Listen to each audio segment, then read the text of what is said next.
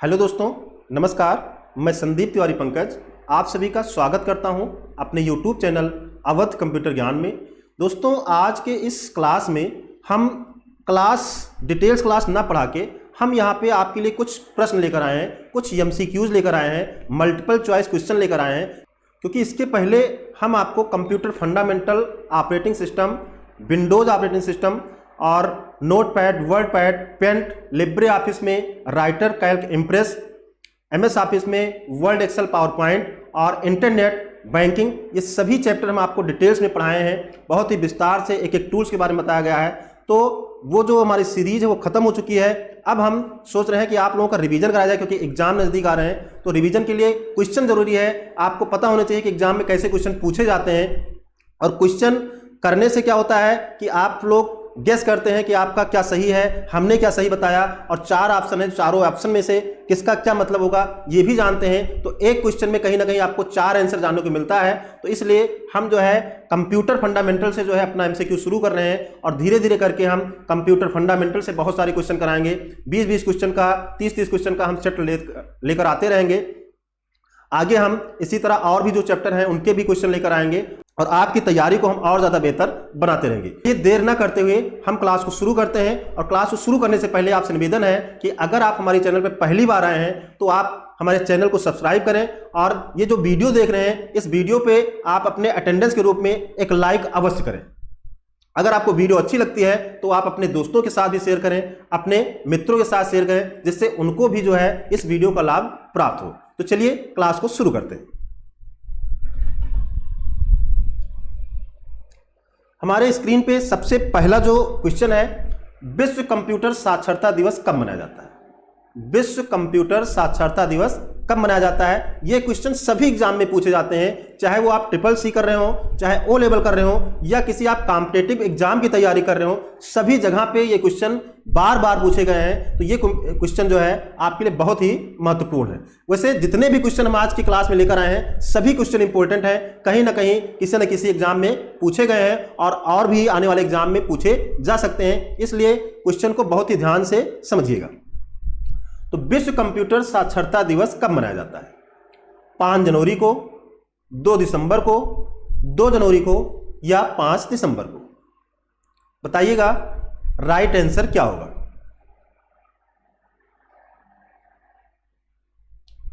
तो दोस्तों right answer हमारा हो जाएगा 2 दिसंबर। 2 दिसंबर हमारा राइट आंसर हो जाएगा। चलिए अगला क्वेश्चन देखते हैं। अगला क्वेश्चन है, फर्स्ट कैलकुलेटिंग डिवाइस कौन सी है? यानी पहला गणना उपकरण कौन सा है? बताइएगा पहला गणना उपकरण कौन सा है? कैलकुलेटर है, डिफरेंस इंजन है, अबेकस है, या ये सभी है? तो हमारा जो पहला गणना उपकरण है वो अबेकस है। Abacus was the first computer which is used for only calculation. Abacus हमारा पहला कंप्यूटर था जिसका प्रयोग केवल गणना करने के लिए किया गया था। तो अबेकस राइट आंसर हो जाएगा।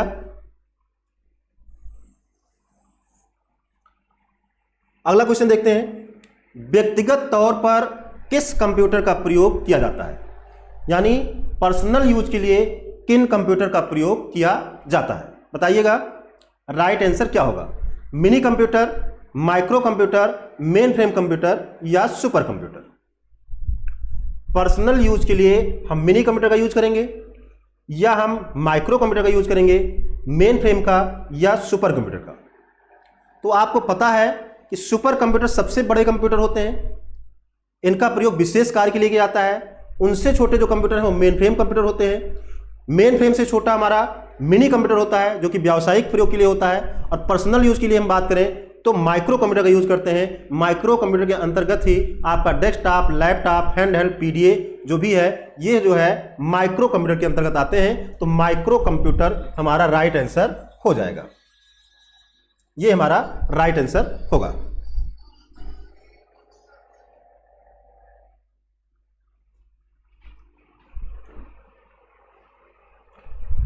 अगला क्वेश्चन देखते हैं, कंप्यूटर का मुख्य पटल कौन सा है? कंप्यूटर का मुख्य पटल कौन सा है? कीबोर्ड है, मदरबोर्ड है, फ्लैश मेमोरी है या आउटपुट यूनिट है? कंप्यूटर का मुख्य पटल कौन सा है? तो यहां पे जो राइट आंसर है वो मदरबोर्ड हो जाएगा। राइट आंसर मदरबोर्ड, ये हमारा राइट आंसर हो जाएगा। ठीक है, मदरबोर्ड को ही मेन बोर्ड कहा जाता है, मुख्य बोर्ड कहा जाता है, लॉजिक बोर्ड कहा जाता है, सिस्टम बोर्ड कहा जाता है, प्लानर बोर्ड कहा जाता है, इसे कई नाम से हम जानते हैं। तो मुख्य बोर्ड यानी मदरबोर्ड, मेन बोर्ड, तो हो जाएगा राइट आंसर मदरबोर्ड। अगला क्वेश्चन है, निम्न में से भारत में निर्मित प्रथम कंप्यूटर कौन सा है? निम्न में से भारत में निर्मित प्रथम कंप्यूटर कौन सा है? तेजस है, सिद्धार्थ है, परम है या पृथ्वी है? राइट आंसर बताइएगा। तेजस, सिद्धार्थ, परम या पृथ्वी? तो दोस्तों राइट आंसर हो जाएगा सिद्धार्थ। सिद्धार्थ हमारा जो है भारत का प्रथम कंप्यूटर है। अगर आपसे पूछा जाए प्रथम कंप्यूटर कौन सा है तो सिद्धार्थ होगा, और अगर आपसे पूछा जाए भारत का पहला सुपर कंप्यूटर कौन सा है तो परम होगा। परम भारत का सुपर कंप्यूटर था जो कि CDEC संस्थान ने जो है इसको विकसित किया था। तो राइट आंसर हो जाएगा सिद्धार्थ। अगला क्वेश्चन है, क्रेक क्या है? CRAY है, मतलब क्रेक क्या है? मिनी कंप्यूटर है, मेन फ्रेम कंप्यूटर है, सुपर कंप्यूटर है या कि माइक्रो कंप्यूटर है? बताइएगा क्रेक क्या है? Mini computer, main frame computer, super computer या माइक्रो कंप्यूटर? तो इस क्वेश्चन को ऐसे भी पूछा जाता है कि विश्व का पहला सुपर कंप्यूटर कौन सा है? विश्व का पहला सुपर कंप्यूटर कौन सा है? तो क्रे क्या है? सुपर कंप्यूटर है। क्रे क्या है? सुपर कंप्यूटर है, और यह विश्व का पहला सुपर कंप्यूटर है। भारत का पहला सुपर कंप्यूटर परम है और विश्व का पहला सुपर कंप्यूटर क्रे है।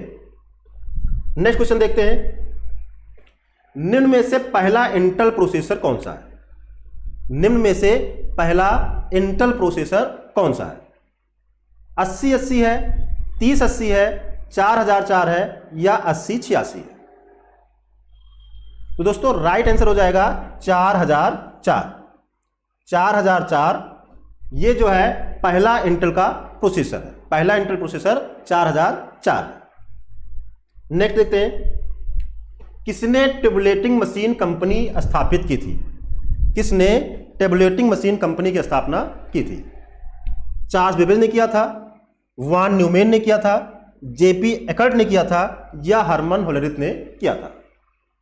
ये भी क्वेश्चन आपको पढ़ाया गया है, आप सिलेबस में देखेंगे तो वहां पे आपको सभी क्वेश्चन जो भी हम पढ़ा रहे हैं, आप फंडामेंटल की प्लेलिस्ट में जाइएगा, लाइव क्लास में जाइएगा या वैसे जाइएगा, वहां पे जो भी हम आपको पढ़ा रहे हैं ये सभी आंसर वहां पे मिलेंगे। तो किसने टेबुलेटिंग मशीन कंपनी की स्थापना की? हरमन होलरिथ ने टेबुलेटिंग मशीन कंपनी की स्थापना की थी, जो कि बाद में IBM नामक कंपनी बन गई थी। IBM का पूरा नाम इंटरनेशनल बिजनेस मशीन होता है। यह भी आपको पढ़ाया गया है। नेक्स्ट देखते हैं, विंडोज 10 कब रिलीज हुआ? विंडोज 10 कब रिलीज हुआ? 29 जुलाई 2015, 28 जुलाई 2014, 14 नवंबर 2017 या 29 जून 2015?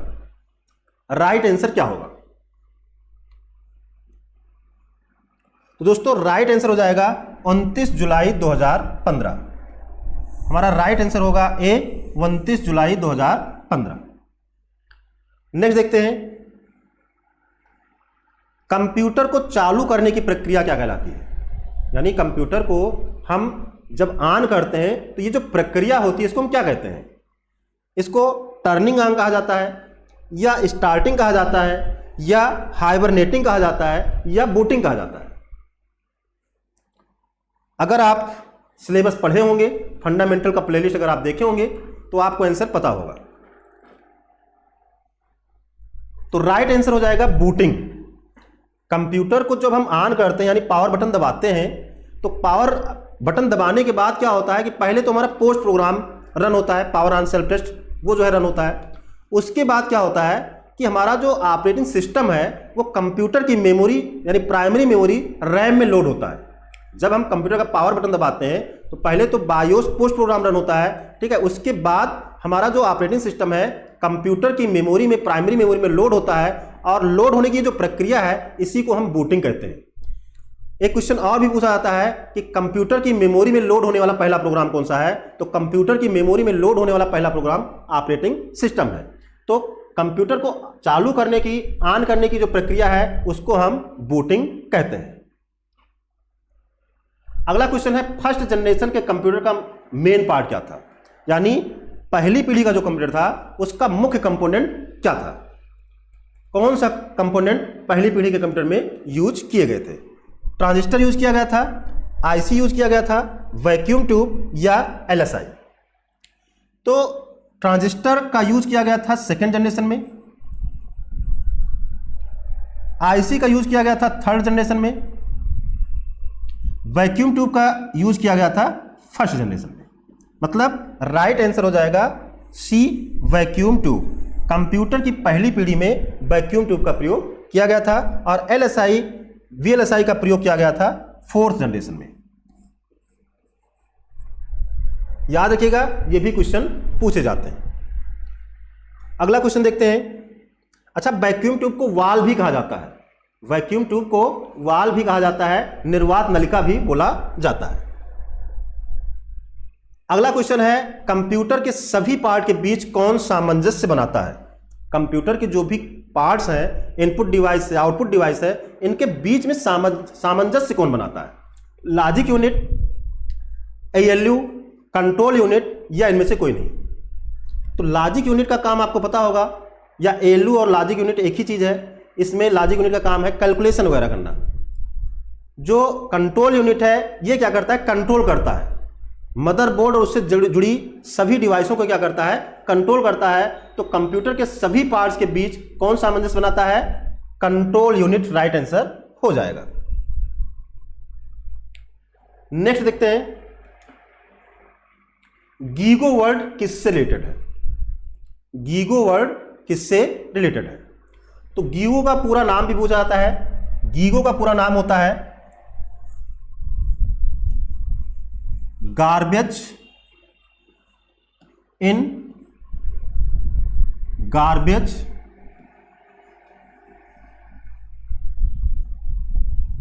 आउट। गार्बेज इन, गार्बेज आउट। गार्बेज मतलब होता है कचरा।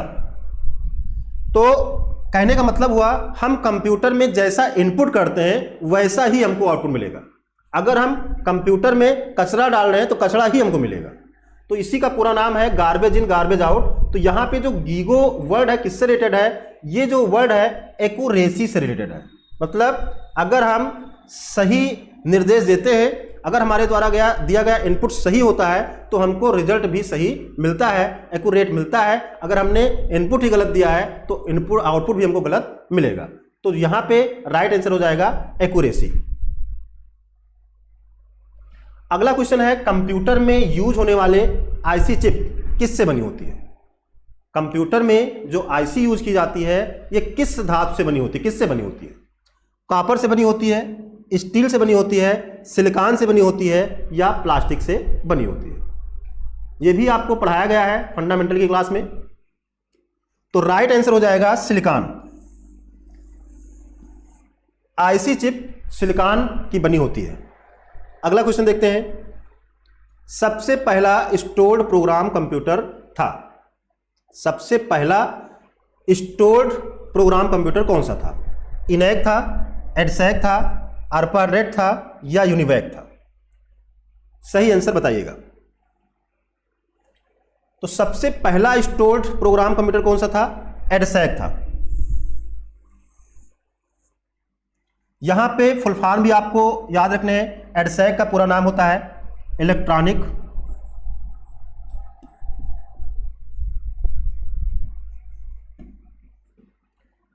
Delay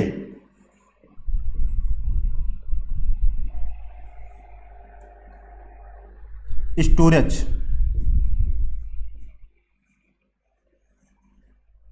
automatic calculator.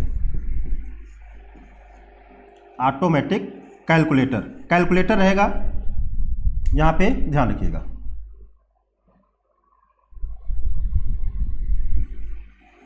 Calculator. ENIAC का भी पूरा नाम याद रखना, इनैक का पूरा नाम electronic numerical integrated automatic computer. UNIVAC universal automatic computer, तो ये जो है फुल फॉर्म आपको याद रखने हैं। अगला क्वेश्चन है, फर्स्ट कमर्शियल मिनी कंप्यूटर था। फर्स्ट कमर्शियल यानी प्रथम कमर्शियल मिनी कंप्यूटर कौन सा था? PDF 9, इंटेल 24, PDP 8 या CAD 4? तो पहला कमर्शियल मिनी कंप्यूटर पूछा जा रहा है, तो राइट आंसर हो जाएगा PDP 8। मिनी कंप्यूटर के उदाहरण में आता है, ठीक है। PDP का पूरा नाम होता है प्रोग्राम डेटा प्रोसेसर, नोट कर लीजिएगा, program data processor. PDP 8 first commercial mini computer था। और PDF, वैसे यहाँ पे कोई आंसर नहीं है इसका, PDF का भी पूरा नाम होता है पोर्टेबल डॉक्यूमेंट फॉर्मेट। और CAD का पूरा नाम होता है computer aided design, computer aided design CAD का पूरा नाम है। ये भी कई बार एग्जाम में पूछ लिया जाता है। और इसका प्रयोग जो है डिजाइनिंग के लिए होता है, ठीक है, मैन्युफैक्चरिंग के क्षेत्र में इसका प्रयोग होता है।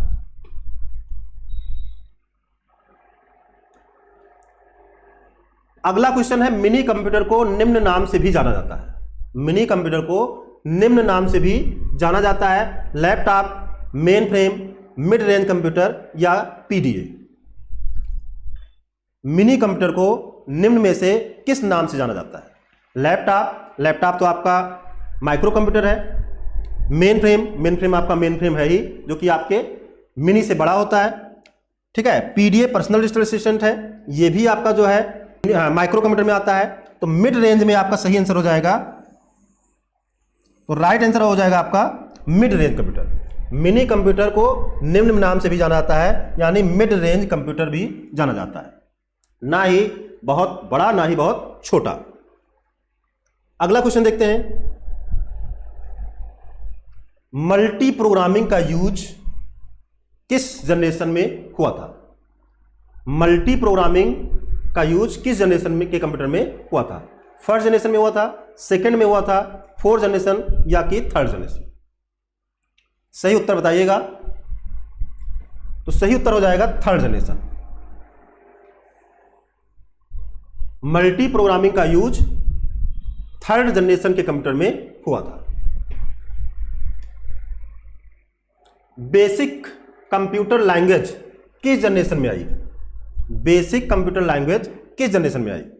Third generation, fourth generation, first generation या कि सेकंड जनरेशन?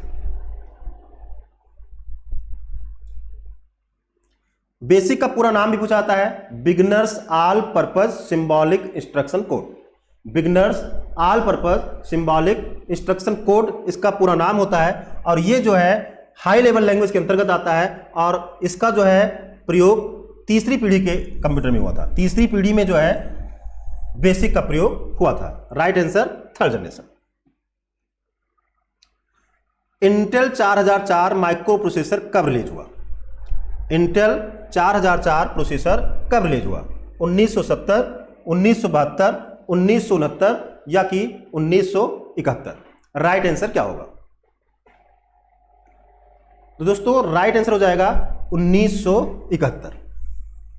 1971 में Intel 4004 micro processor chip release हुआ।